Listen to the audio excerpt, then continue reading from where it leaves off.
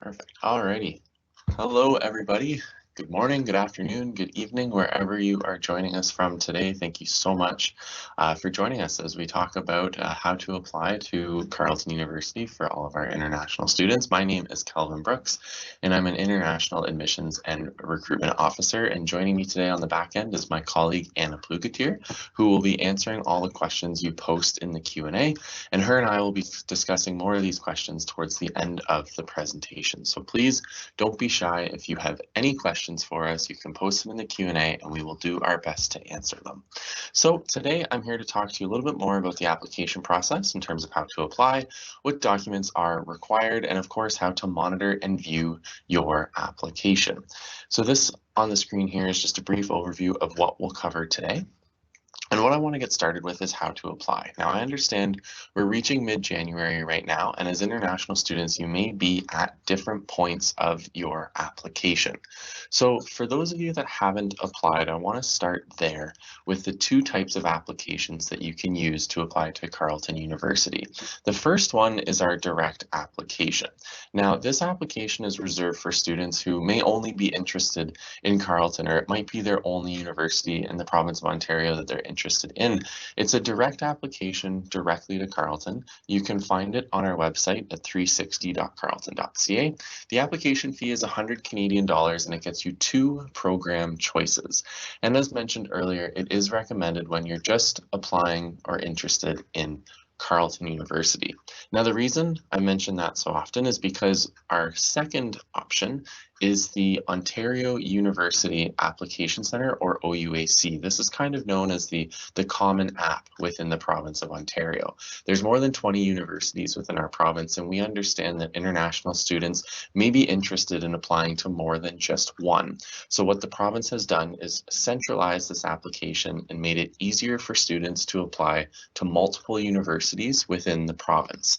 The point of this application, as I mentioned, is to centralize it and allow students to have to only submit one application for multiple universities. You can see the website on the screen there, ouac.on.ca. The application fee is approximately 166 Canadian dollars, and that gives you 3 applications.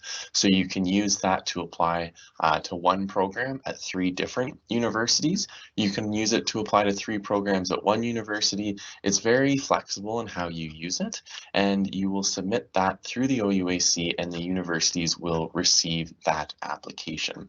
As previously mentioned, this is more useful for students who are interested in applying to a variety of universities or programs within the province of Ontario. Now, when you're applying through the OUAC, one thing I want to stress is that we do not require the WES accreditation. We don't require that, that external party to review your transcripts. That's generally not required for our applicants. If you do apply through the OUAC website, you will be prompted for this option. Please rest assured that if you are in some sort of national curriculum, IB, US curriculum, A-levels, any British curriculums, you will not be required to fulfill this next step. It is not necessary. If you have questions about that, please post them in the chat, and we'd also be happy to answer those questions over email. We want to make sure that we're not making you jump through more hoops than necessary. So please, if you have any questions about that or those prompts on the OUAC, let me know. As an admissions officer, a question I get asked all the time is, what type of application do we prefer? Do we prefer the direct application or the application through OUAC? And my answer to that is we don't have any preference. The 2 types of application is solely meant to make it easier for students, to give you that option to apply directly or centralize all your applications to multiple universities. As an admissions officer, we have no preference as to how we receive these applications, and we don't favor one over the other. So rest assured, as long as you're submitting an application through one of those 2 channels, we will receive it and we will review it for admission. Now, as we near mid-January and as we enter 2021, the year is moving quickly. and dates are approaching rather fast. So when we did these presentations back in November, December, it felt like we had a lot of time, but now that we're entering mid-January, I want you to start really paying attention to these deadlines as they are extremely important. If you are watching this webinar and you have not submitted an application to Carleton University, please note that the application date for most of the applications to be due is April 1st, 2021, and that, believe it or not, is quickly approaching. Now that is for most programs, and there are some exceptions. So you'll see 6 programs listed on the bottom of your screen right now. These 6 programs do have earlier application deadlines, some as early as February 1st. That's right, about 3 weeks from now. So please make note of these programs. And if you're interested in one of these 6, please double check the exact application deadline on our website.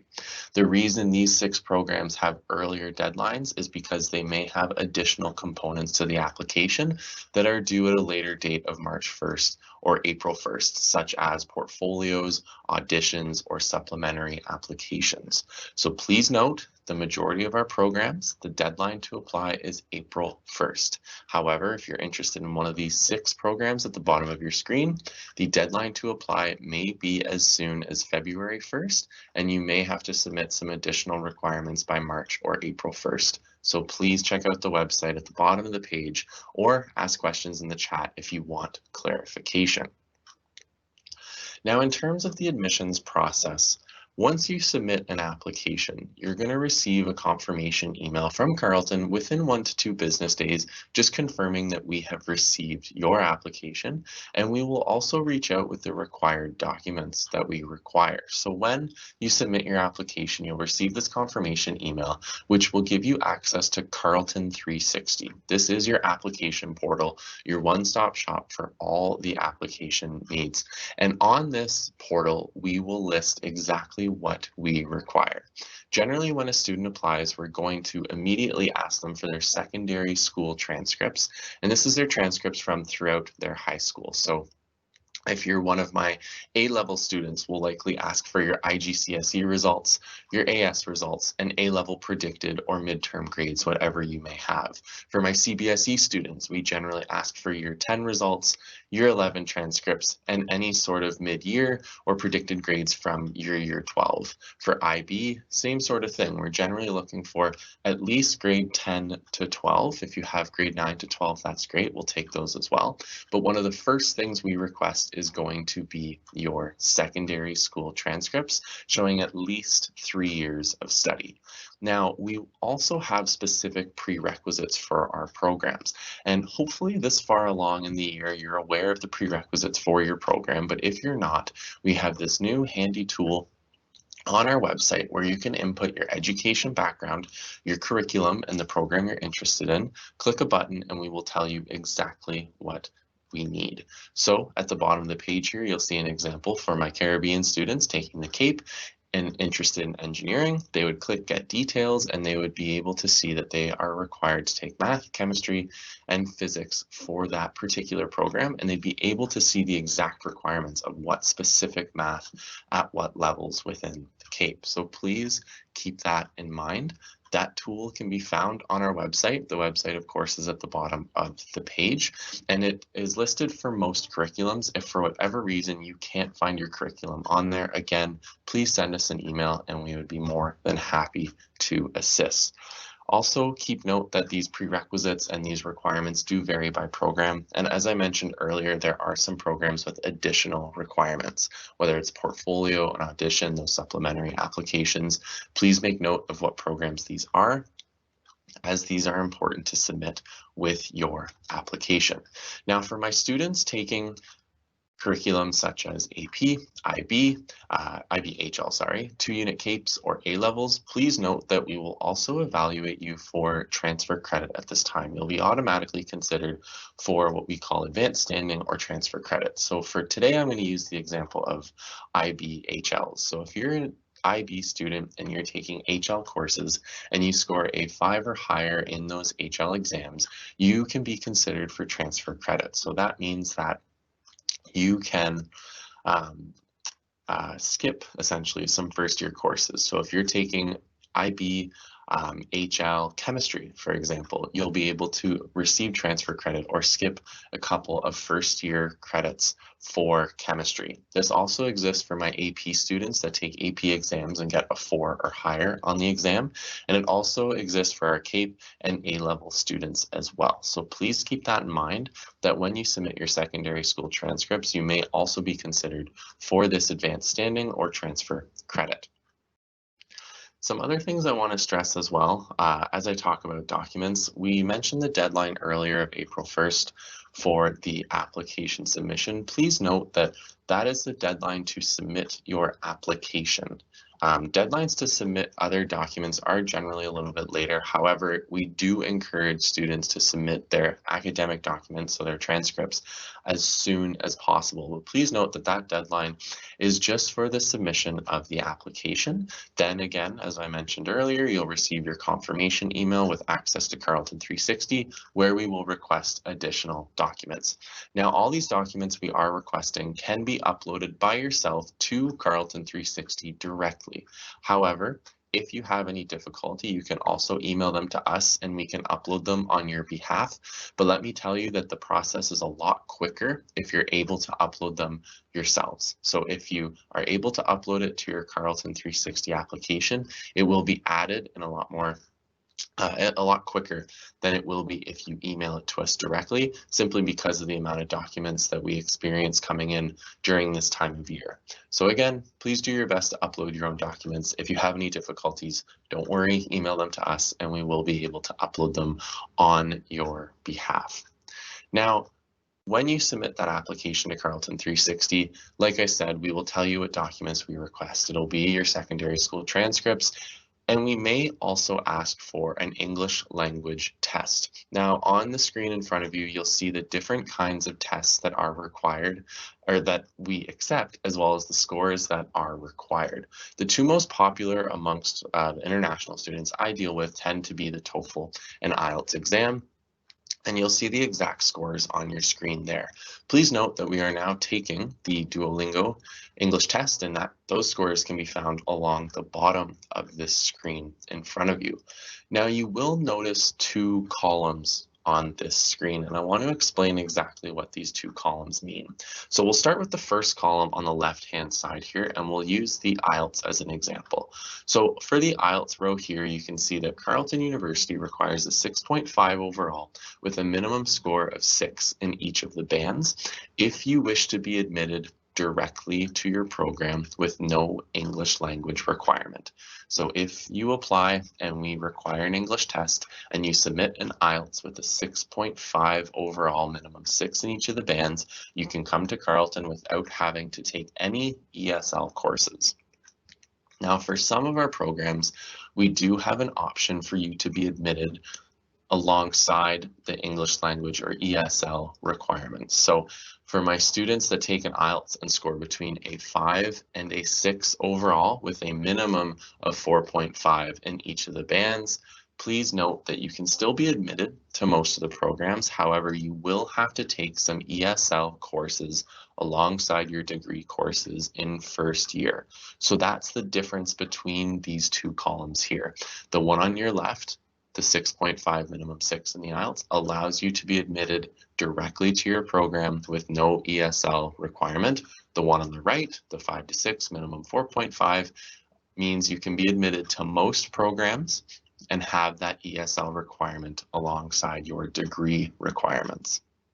Now, like I said, there are some exceptions to this rule. Some programs you cannot have this ESL component. You need to score within the scores you see on the left-hand side. If you have questions about where your program falls, please visit the website at the bottom of the page, as it clearly outlines what programs have what requirements.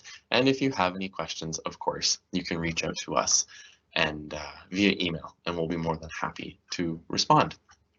Now, in terms of the timeline, we are kind of in the middle of this right now. As I've mentioned in previous slides, you can submit applications as soon as possible. Applications have been open since early to mid-November, and we've been accepting them all throughout the last couple months, and we'll continue to accept them throughout the next few months. Again, please keep in mind the deadlines of April 1st for most programs and earlier deadlines for some of the other programs. But as I mentioned with the timeline, you'll submit your application, you'll receive an acknowledgement email, as well as document requests. You'll be able to upload those documents directly to 360, or again, if you're having trouble, you can email them to us and we can upload them on your behalf. And then you'll have to monitor your application document requests. So this is very important to understand. Once you submit your application, once you submit your documents, you are not necessarily completely done. What happens is when you submit the requested documents initially, myself and my fellow admissions officers will go in and review these documents. If we feel like the documents you've submitted include everything we need and are good enough for admission to your particular program, that's great. We will offer you an offer of admission, a conditional offer. However, in some cases, what students may upload may not be sufficient enough to meet the requirements or might not be exactly what we're looking for. So we may request additional documents. And when we do this, these additional requests will appear on your application portal. So we need you to continue to monitor this portal for more documents that we may require. So please, please, please keep that in mind. It is very, very, very important for you to monitor your application portal as we may request additional documents from you. Please keep up to date with this checklist, because the sooner you get documents to us, the sooner we may be able to review you and give you a conditional offer of admission. And that's another thing to understand, is that we do admissions on a rolling basis. So we have begun to send out some offers to international students, and the sooner you submit your application, the sooner you submit the required documents, the sooner we'll be able to give you an offer of admission. Most of these offers will be sent out kind of starting around this time of year through till May. But again, with rolling admissions, please note that the sooner you submit everything, the sooner we can likely give you a response. Now, if you are lucky enough to receive an offer of admission, congratulations on that. I'm really happy for you, and it's so great. And I do hope we're able to see you at Carleton in the fall. But again, please note that it does not end there. There are still additional requirements for you to meet. If you receive an offer of admission, please read this document carefully. The offer package includes a ton of important information that students often don't read.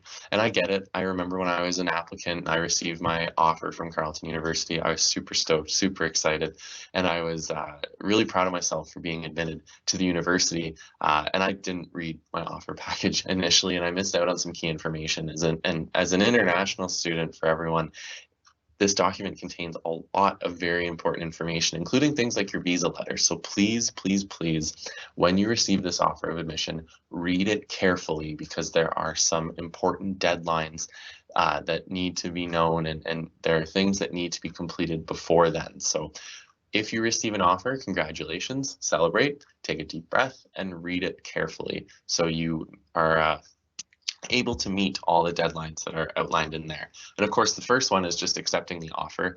Generally, you need to accept the offer by June 1st. There are some exceptions to this rule depending on when you receive your offer.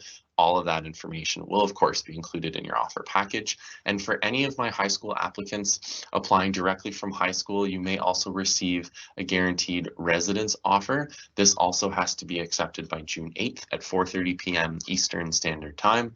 So please keep that in mind as well. If you receive an offer, there is a deadline by which you have to accept the offer of admission.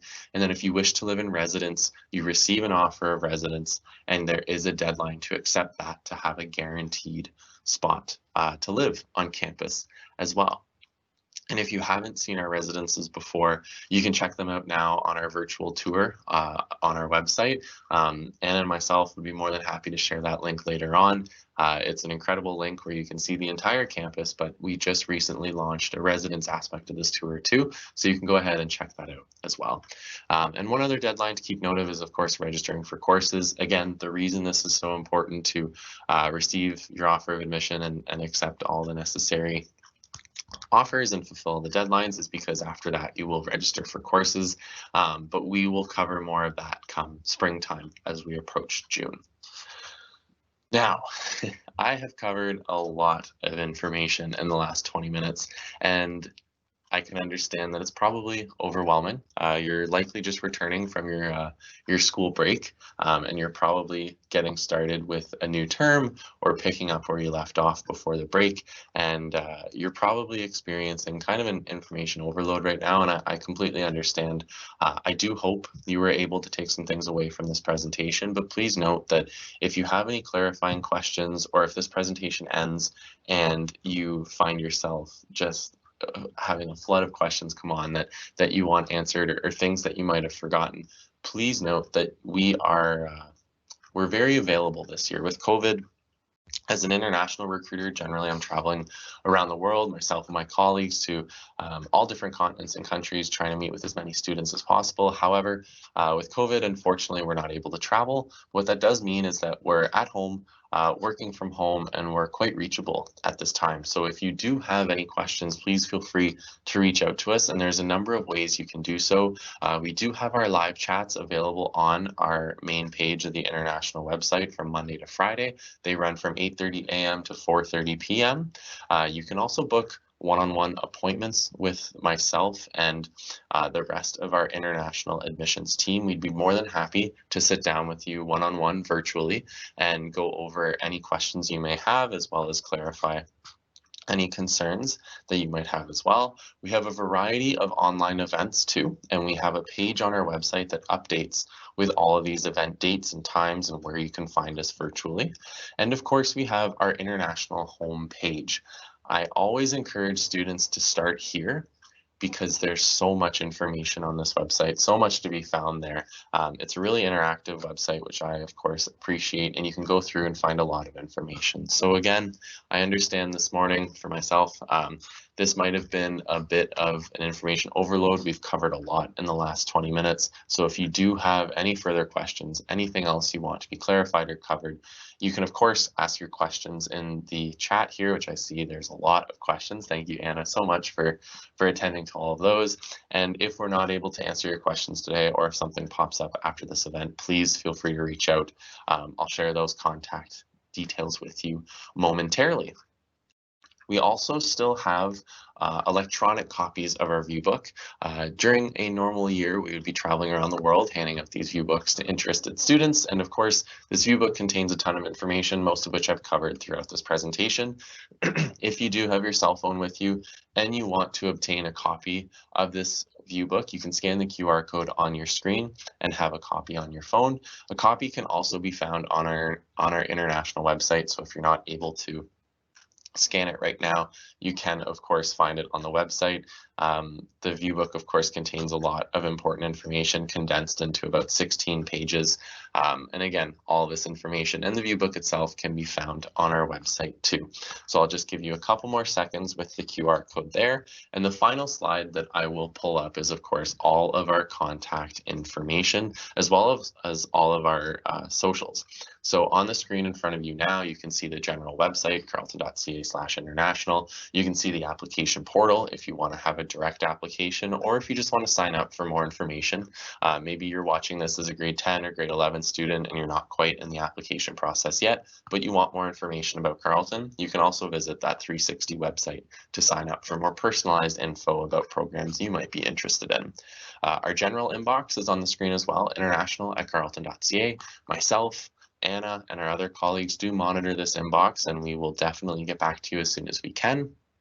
And on the bottom is the links to our social media. I strongly suggest checking us out across all platforms. My personal favorite is YouTube. When I was a student, Carleton's YouTube channel was a huge help for me. What I really appreciated about it was the amount of videos it had containing so much important information, and it really gave me a chance to, of course, see the university before I actually attended. For example, there's things like residence tours, on there. You can get walkthroughs of different buildings. There's all sorts of cool resources. You can hear from alumni, you can hear from our president, you can hear from myself, my colleagues, everything and everyone is on that YouTube channel, so be sure to check us out.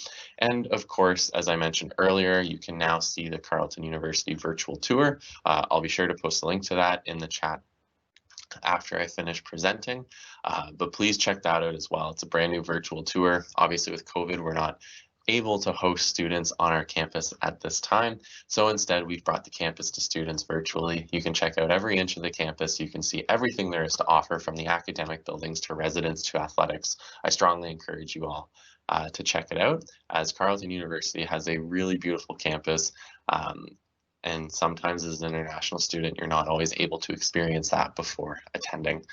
So that wraps it up for myself. That's it for my presentation today. Myself and Anna are going to jump in. Anna's been working really hard in the chat already. I can see that. Thank you so much again, Anna. I'm going to jump in and try to help her and try to answer as many questions as possible. We will leave the chat open for about 10 to 15 minutes following this presentation. So if you do have questions, please post them in there and myself or Anna will get back to you. But again, I just wanted to say thank you so much for taking 30 minutes out of your day to meet with us. I really hope that this presentation covered some important information, answered some of your questions. And of course, if you do have further questions, reach out to us. We'd be more than happy to meet with you virtually, answer questions over email. However you're able to connect, we'd be more than happy to assist you in that way. So thanks again, everyone, and we'll answer all the questions in the chat. And I also would like to add that this presentation will be posted on our website and our YouTube channel, so you can go back and review what has been said and to see our contact information, because there are a lot of questions. Some of them are very specific to your cases, to your applications, so you're welcome to send all your questions to us, to our international inbox, and myself or my colleagues will respond and give you detailed information pertaining your case. We could also, Kellen, perhaps address some questions in a live format. So there is a question from Benedict and published. If you could perhaps take that one, and I will put in the next one for you. Okay. Sure. Required documents for international mature students already have a bachelor degree. Yeah, of course. Benedict, this is actually a great question that we receive all the time, so I'm so happy you asked it. Yeah, of course. If you are a student with previous study experience and you're looking to kind of transfer or maybe apply for another bachelor's, this is certainly an option, and Carleton University would be more than happy to have you as a student if you meet all the requirements. But what we require from you if you've completed other study at the post-secondary level is we require, of course, these transcripts. So we will require your post-secondary transcripts, whether you're in the middle of your post-secondary study or you've completed it, as is the case with you, it seems.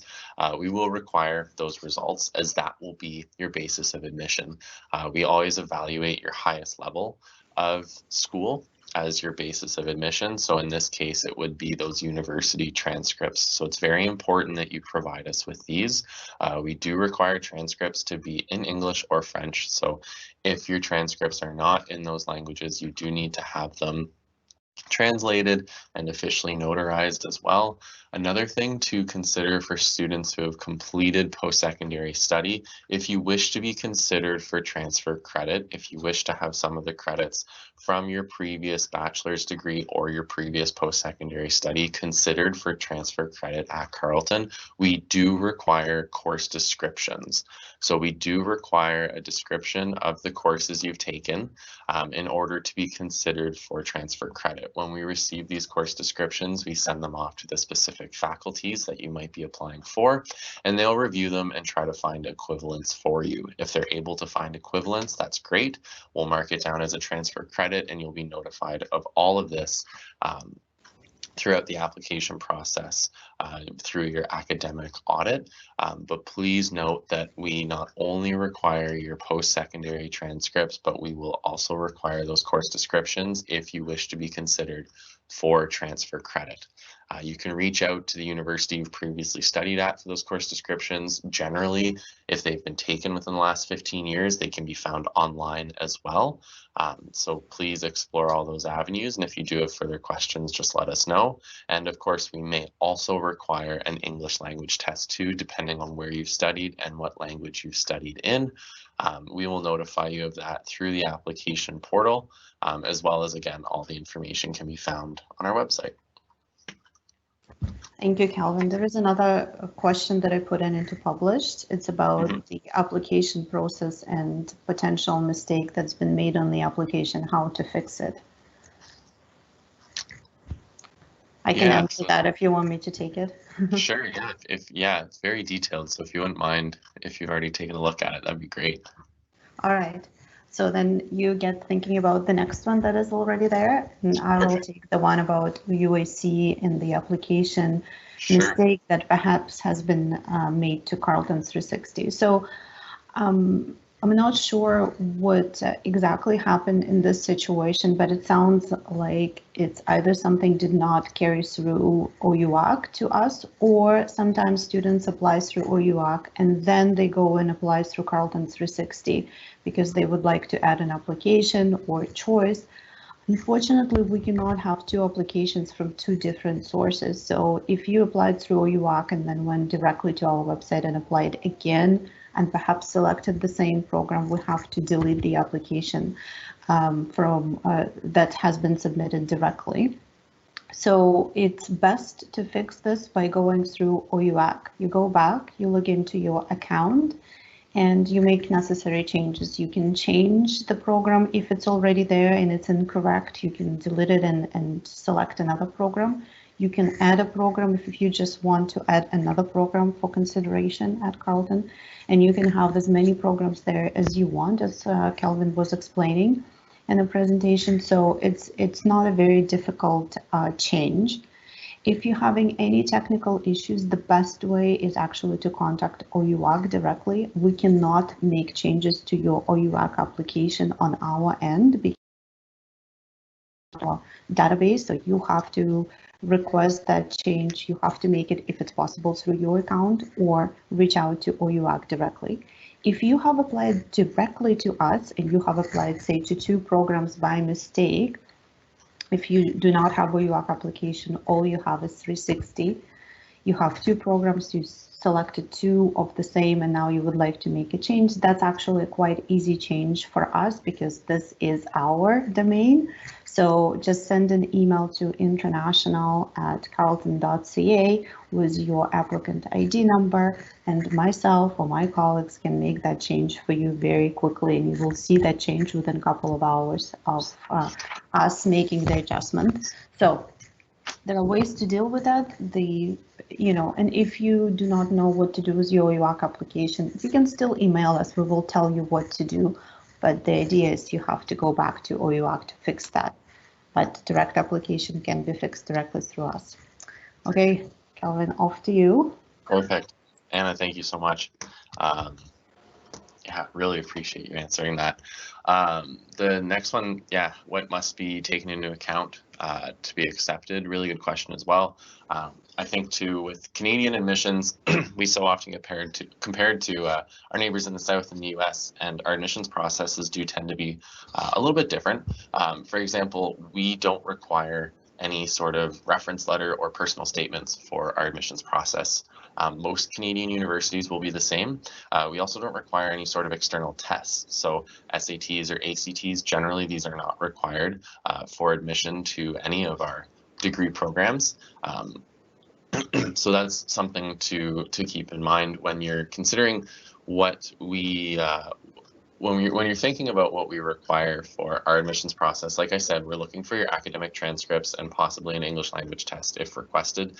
So when we're making a decision whether or not to accept a student, we're strictly looking at their grades and generally we're looking at just the grades from the senior level. At least those are the grades that we make a final decision on. We do ask usually for the last 3 years, so 10 and 11, and we do look at these grades. We do kind of use them as an indicator to kind of expect or to see what can be expected at the senior level or your final year.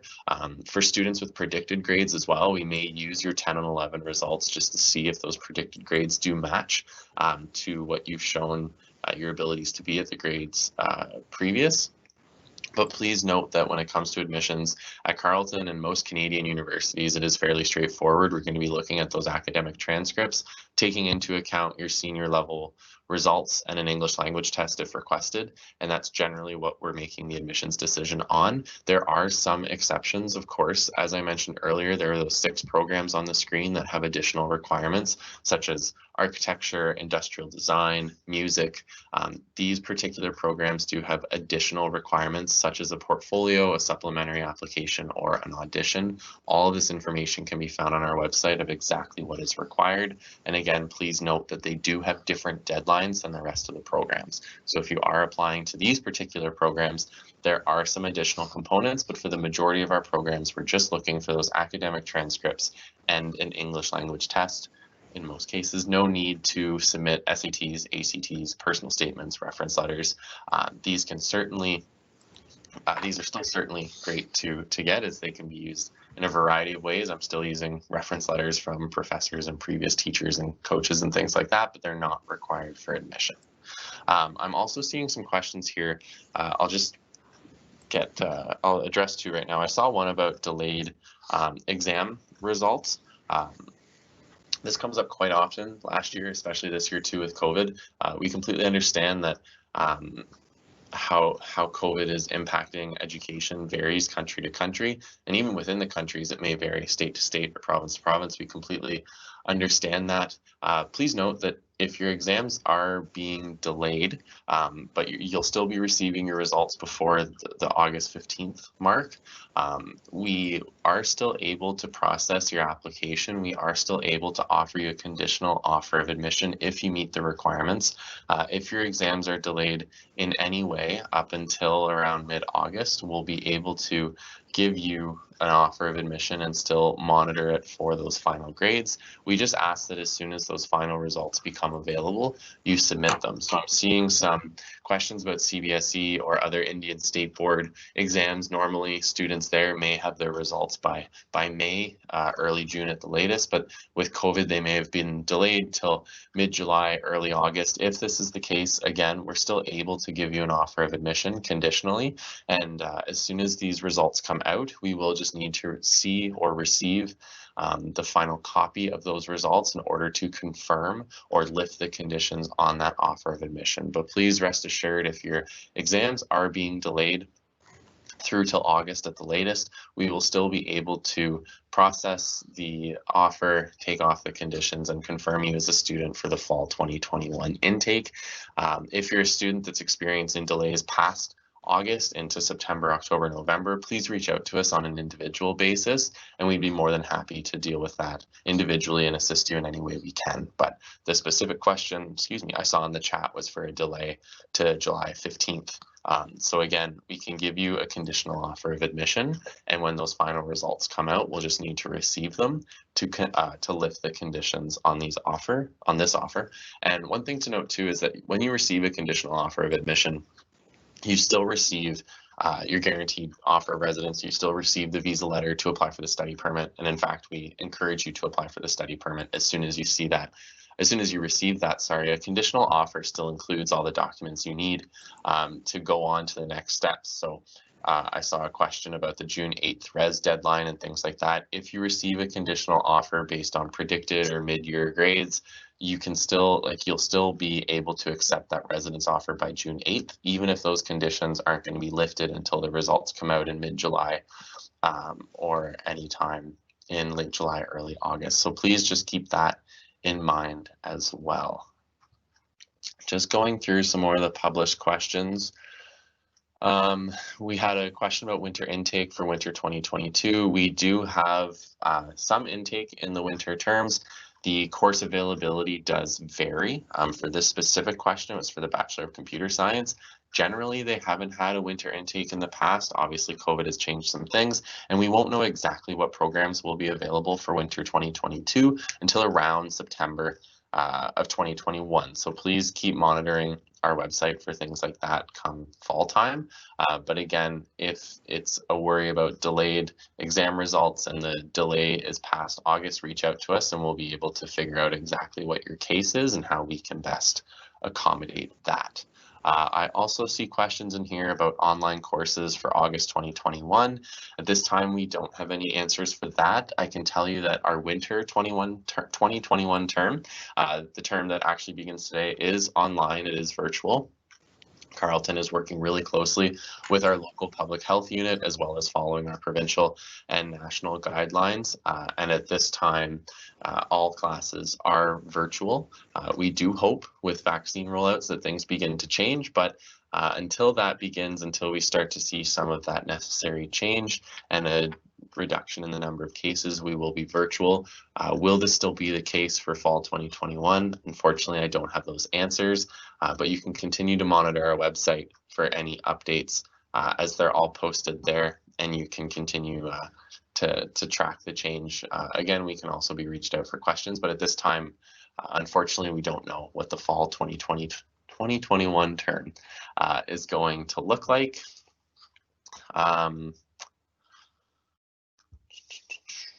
Can gap year students apply for undergrad courses? Yes, of course. If you're a student that maybe completed your studies last spring, so maybe you completed in the springtime of 2020, you saw the situation with COVID and didn't want to apply for fall 2021, but now you're looking for fall 2020, but now you're looking ahead to fall 2021. You can certainly do that. If you've taken a gap in between your studies, we will certainly still review your admission. We may ask for a written document just outlining what you've done with that gap year, just to see what exactly you've been up to, because if you have taken additional studies at the post-secondary level, we'll need those transcripts. But if you're a student that just took a year off, maybe you worked, maybe you tried to travel as best you could, maybe you volunteered, just include that in a written document just so we know what you've been up to during your break. But yes, of course, as a gap year student, you can certainly apply for courses at the undergraduate level. The FCE certification from Cambridge, again, generally in most cases, we will request an IELTS test. For this specific question, if you want to reach out to us via email and just let us know where you've studied, what country, what institution, I'd be more than happy to give you a more specific answer. But generally, we would require, if we do request an English language test, we would need the IELTS over the FCE certification from Cambridge. But again, I understand that's a bit of a specific question, so if you have any follow-ups, let us know. We'd be more than happy to correspond with you over email. What might you be looking at in a transcript? Yeah, so generally we're just looking at a study history for transcripts. All decisions are generally based on your final year of study, so we call that the senior level or your grade 12 or final year, whatever you'd like to call it. That's generally what it's based off of. We obviously understand that students progress, so maybe you had poor results in your earlier years, like if you're a student from grade 9 to 12 and maybe grade 9 and 10 wasn't your greatest year, but you really picked it up in grade 11 and 12. We see that, and don't worry, we're not going to judge you based on your grade 9 or 10 results. Again, we like to have additional years just to see the progression of how you've done throughout your studies, so we can use it as a better indicator for how you're going to do at grade 12. But we understand that this model can't be applied to all students. So again, any decision is based generally off your senior level or final year grades. So if you do have poorer grades from earlier years, but you've really picked yourself up and done quite well since then, don't worry, we do take this into consideration. So yeah, that's just something to note for students that might find themselves in that situation. Minimum requirements for aerospace engineering. Like I said, for engineering, math, chemistry, and physics are the prerequisites. This question varies depending on what specific curriculum you're studying. Again, I would strongly encourage you to check out the website, carleton.ca/international, where you can go in and put your exact curriculum, as well as, of course, in this case, engineering or whatever program you may be interested in, and you can see exactly what courses are required from what level. If for whatever reason you can't find that information on there, then please reach out via email and we'd be more than happy to assist. Minimum GPA for computer science if you're applying from US high school. Okay, so yeah, the reason you won't find sort of a minimum GPA for a US high school student on our website is because we're not looking at a cumulative GPA, and we're not looking at a specific year GPA. We're more so looking at individual course grades and taking those to build an average. So in this case, computer science, we'd be looking for a pre-calculus grade. Generally, it's taken in the junior year, but we would be looking for that pre-calc grade with a B- or around an 80% or higher, and we'd be looking for other sort of senior level academic courses. We're not looking at a cumulative GPA, that's why you won't find that on the website. We're generally looking at some individual course grades, and we're using that to build out an average for yourself. So please note that for computer science, you'll need pre-calc, minimum B- or 80%, depending on how you receive your grades. And then we'll be looking for additional academic courses. So, you know, some students will take like a chemistry, that's an academic course. What doesn't count as an academic course, things like gym, that might not count in that particular case. If you have more questions about that, send us an email and I'd be more than happy to clarify. For everyone wondering too, again, you can also book individual appointments with us. Anna, if you do have a moment later on, maybe just post that in the publish page. If not, you can also find it on our website under the Meet the Team heading. You can book individual appointments with myself, with Anna, and the rest of our team. Okay, lots of questions this morning. That's great. Exactly what details am I supposed to provide you in order to be able? Yeah, so class 12, I'm assuming this is a CBSE student. If I've assumed incorrectly, you can let me know. You can also reach out via email. Generally, for these students, we will require things like your roll number, the examination center. There's 4 key components of information we require, and they're slipping my mind exactly at this time. But don't worry, if we need to clarify results, we can reach out to you directly, but you can also just send us a screenshot of these results to satisfy conditions. We will eventually need some sort of official copy, so we will need to go in there and verify it for ourselves. But if you're just looking to get us those results as soon as possible, you can just send us a screenshot of that particular page and then provide that information later on.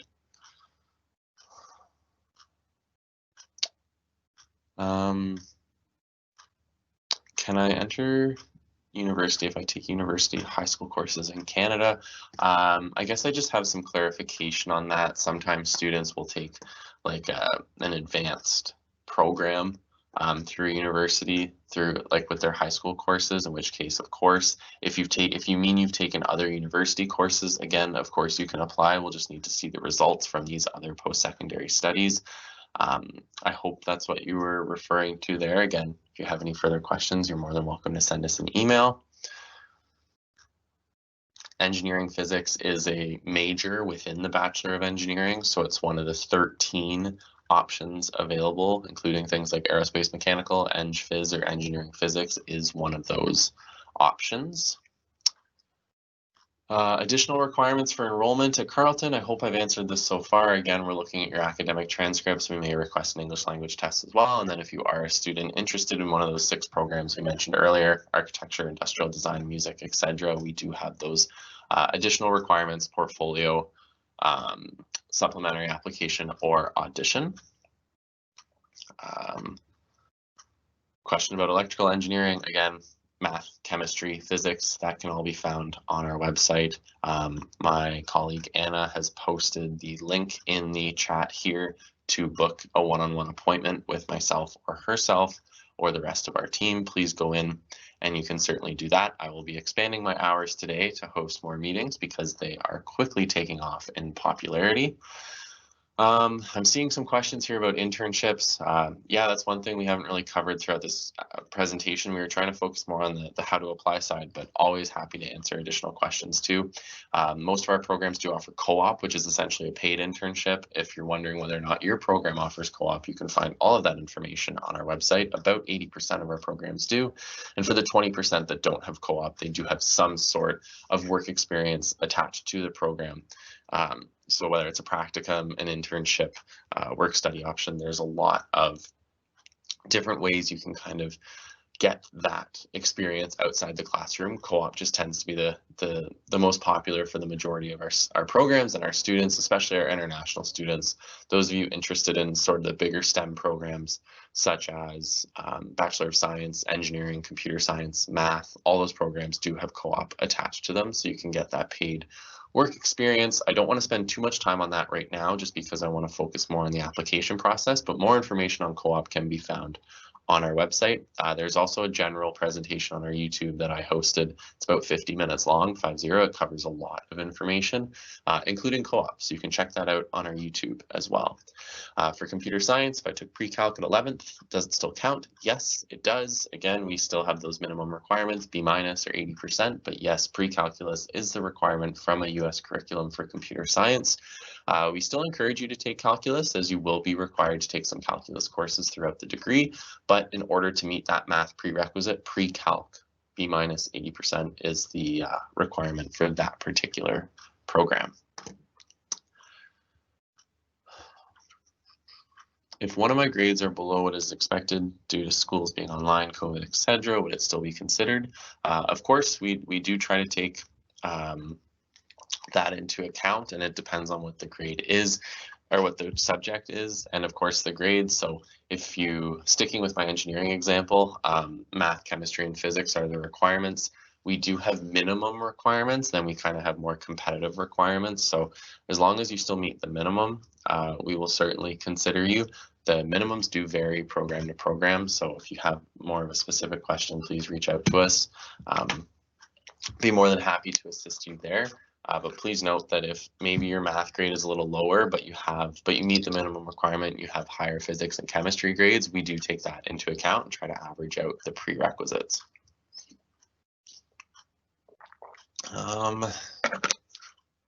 Yeah, information whether 2021 will be online. Again, at this time for the fall 2021, we don't have that information, unfortunately. I'm hoping that things are returning to normal as soon as possible, as I'm sure you are too. We will continue to update our website, we'll continue to monitor the situation, and we'll continue to work with our local, provincial, and national health units to ensure that we can deliver all of our courses in as safe a manner as possible. I can tell you that the winter 2021 term, the one that begins today, is online, and we'll have updates for the summer and fall terms as soon as we're able to make those decisions. Again, monitor our website. You can also reach out to us later on, but as of right now, unfortunately, I don't have those answers. How do I know if my application is accepted? It's a good question. So if you submit an application through Carleton 360 or through OUAC, usually within 1 to 2 business days, you will receive a confirmation email. Please note that these are business days. So if you apply on a Friday, you might not hear back Saturday, Sunday, because those are our weekends here. They're not business days. You might have to wait until Monday, so don't be panicked. But yes, generally, if you submit an application, you'll receive a confirmation email within 1 to 2 business days, just saying that we have accepted it and giving you access to Carleton 360. And that's how you'll know if your application was accepted or went through. Then from there, you can monitor your application on Carleton 360. Again, you can upload the requested documents, and you can also view your decisions on there as well.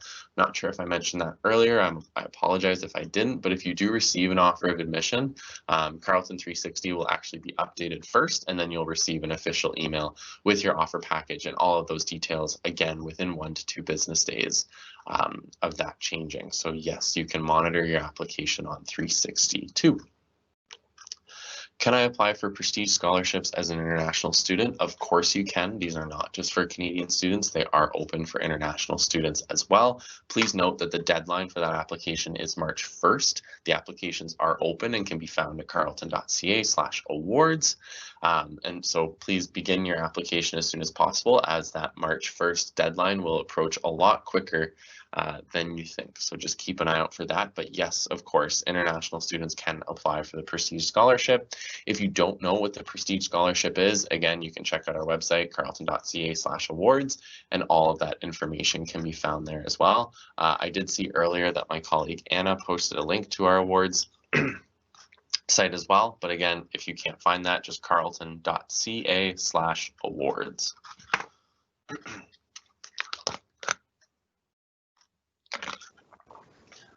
All right. These are all. So, Colin, we're running out of time. We have only 5 minutes left. Okay. So I'm gonna say again for students, if you have any particular questions, do email us. We respond to every email.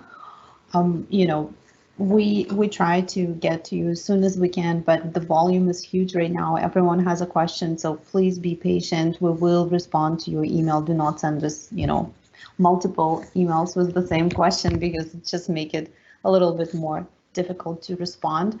But we do respond to all questions. I will put into published section my email and Calvin's email, so you can reach out to us individually. We're happy to address your questions and help you through this process. There were some questions that you guys posted that were not clear what exactly you were asking, because it refers perhaps to your specific education system. Again, send us an email, explain what the situation is. Happy to address that. I don't have any more new questions here on my end. So if there are any in published, and I will put the emails as well. And I think we can wrap it up. Sure, yeah, and one thing just to add on to Anna's point, Anna's correct. We do answer every single email that comes through. If you do have questions, especially about specifics, so I've seen a lot of questions about, you know, what is required of me if I'm a U.S. student, things like that. If you have any questions about what's required, when you send us an email, just include your curriculum. You can even include what school you're studying at, just so we have as much information as possible. If you just send me an email and just say, what are the requirements for engineering? My follow-up email will probably be, well, what curriculum are you taking? Where are you studying? So if you want to save yourself some time in a couple emails, just include as much information about your study history in those emails, because it allows us to give you a more prompt response and can cut down on some of the back and forth between us. So obviously, we will answer any questions that you send us, but if you want a quicker response or a more detailed response, be sure to include your education background. So I'm a high school student from India taking CBSE. What are the requirements for commerce? Perfect. Well, we're more than happy to answer that. So just include as much information as possible so we can give you as best of an answer as possible. But at this time, like Anna mentioned, unfortunately, we are running out of time. Anna has posted both herself and my personal emails for Carleton in the chat, as well as the general international inbox, which we also both monitor too. If you do have any more questions, please feel free to reach out to us. Thank you so much for joining us today. We really appreciate you taking the time out of your day to join us. It's always fun to connect with students, even if it is virtually. So thank you again for joining us. If you do have any questions, reach out to us, check out our website, check us out on social media. We'd be more than happy to connect. You can also monitor our events page on the website for upcoming webinars and events like this one, especially for students that apply and maybe receive an offer of admission that have follow-up questions. We will definitely be hosting more webinars and info sessions in the coming months. So please keep up to date with that, and you may receive emails about that going forward in the future. So you can tune in and see myself or Anna or any of our other wonderful colleagues covering more information. But for now, I'll take the time just to wrap up. From Anna and myself, thank you so much for joining us today. We really appreciate your time. Thank you for your great questions. We hope we were both able to address them as best as we could. And if you do have any questions, please feel free to reach out to us in the future, and we'd be more than happy to correspond. So thank you so much, everyone. We'll wrap things up now. Enjoy the rest of your day, and hopefully we'll be able to see you on campus in September.